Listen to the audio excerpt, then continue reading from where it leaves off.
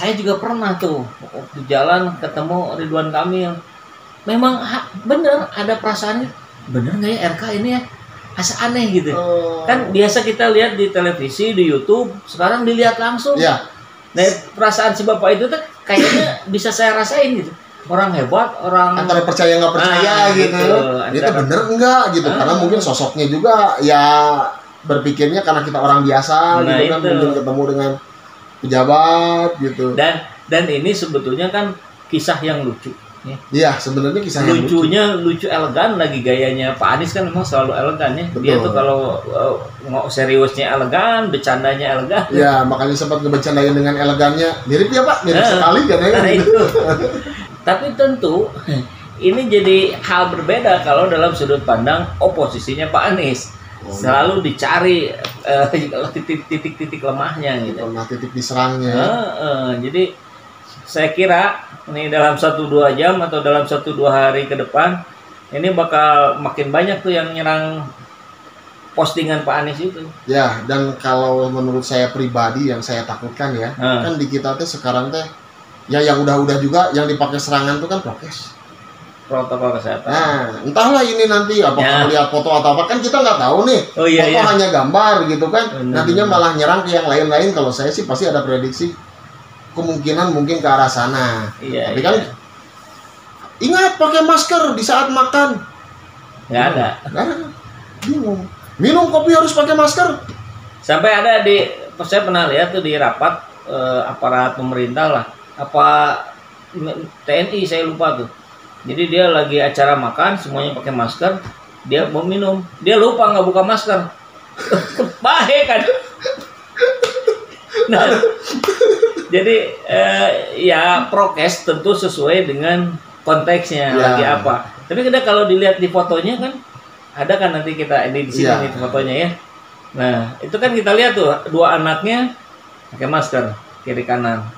Ya, betul. Kemudian yang sebelah kanannya juga pakai masker. Betul. Ya, jadi mereka semua membawa masker tapi sedang dikebawahkan karena jelas lagi makan. Iya. Gitu kan. Ya tapi lah udahlah, netizen udah pinter-pinter sekarang bisa membedakan itu mana yang serangan membabi buta, mana yang bentuknya kritik beneran. Ya, nanti seperti yang Akang itu ya, yang Akang diberitakan pernah dibikin itu diulas. Menyerang masalah korupsi, udah tahu aja yang penyebab utamanya. Dari PDIP yang terlibat, Basirnya langsung diem. Gitu. Iya. Asalnya banyak nyerang kan ke Pak Anies. Wah, Pak Anies korupsi karena 0%, begitu ada itu hilang tuh. Tiarap langsung itu, tiarap. Itu langsung dipanggil oleh kakak pembinanya tuh untuk dikoordinasikan. Kayak pramuka ada pembina ya. Pembina Basir Indonesia. Siapa dia? Sahabat semua pasti sudah tahu. Nggak usah perlu kita bahas terlalu detail ke situ. Yang rahasia tapi umum. Ada ya rahasia tapi umum ya. Iya, umum lebih rahasia.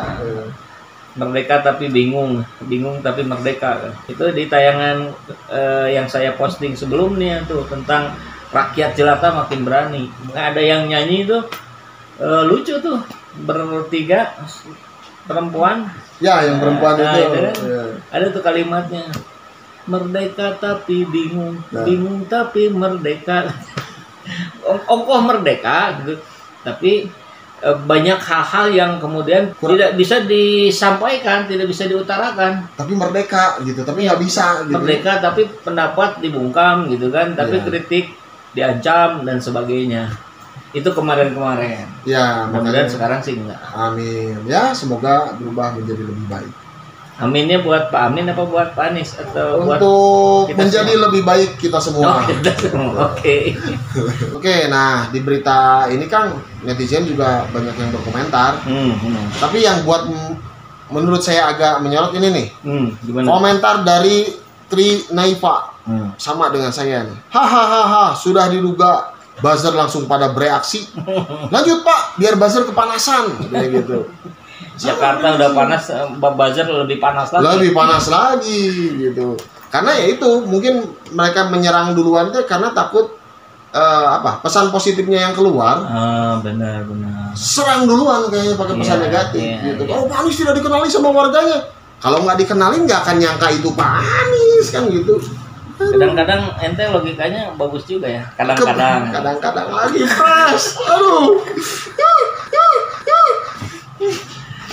Ya, di sini ada komentar dari Sugeng Budiono, bener-bener kayak di sinetron ya, alias nggak masuk di akal sehat. WKWK.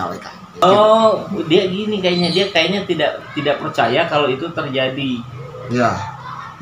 Karena dia belum tahu profil Anies Baswedan yang sebenarnya. Kalau dia memang beneran suka turun ke jalan langsung dan bertegur sapa langsung dengan warga dan langsung dialog, bukan ala-ala pencitraan yang sebelah itu. Yang syuting. Pura-pura nyapu, pura-pura masuk gorong-gorong gitu. Waduh. Nah itu kan netizen sudah pintar gitu, sudah bisa membedakan mana yang real, mana yang sekedar pencitraan. Ya, mana skenario, mana natural. Nah itu. Kalau skenario biasanya sudah terencana, disusun semuanya. Yang namanya rencana pasti ketahuan juga. Ya gitu. Ya udah kan. Yang syuting sinetron, ibu sinetron dua artis. Yang mana? Ya itulah. Itulah yang mana tuh? Risma.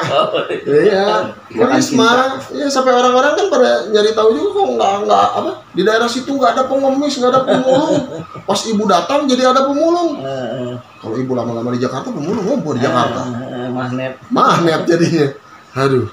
Ya gitu aja mungkin. Ya oke lah, kita tunggu aja lah. Ini pasti berkembang nih ceritanya. Kita tunggu para buzzer berkomentar terhadap postingan Pak Anies Baswedan ya. Oh ya, menurut sahabat semua juga kalau ada yang ingin memberikan gambaran, wah nantinya bakal begini, silakan tuliskan nanti di kolom komentar di bawah. Sudah ada lagu dangdut, kita selesai saja. Oke, sekian dari kami. Mohon maaf apabila ada salah-salah kata. Wassalamualaikum warahmatullahi wabarakatuh. Salam perubahan.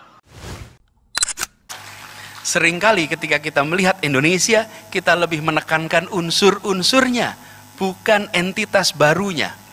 Sehingga lambang Garuda Pancasila di atas, yang di bawahnya ada kalimat Bhinneka Tunggal Ika. Apa kata terpenting dari 3 kata ini? Yang paling banyak digaungkan adalah Bhinneka. Sesungguhnya kata terpentingnya adalah tunggal. Tunggal. Bhinneka itu bukanlah ciptaan manusia. Bhinneka adalah ciptaan Allah. Itu karunia Allah yang kita semua syukuri sebagai karunia.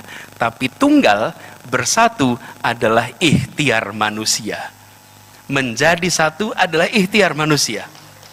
Karena itu ketika kita menyampaikan Indonesia merayakan kebinekaan, kita perlu pandang ini sebagai mensyukuri nikmat dari Allah. Tapi Indonesia merayakan persatuan, ini adalah hasil ikhtiar dari tiap unsur yang ada di bangsa ini.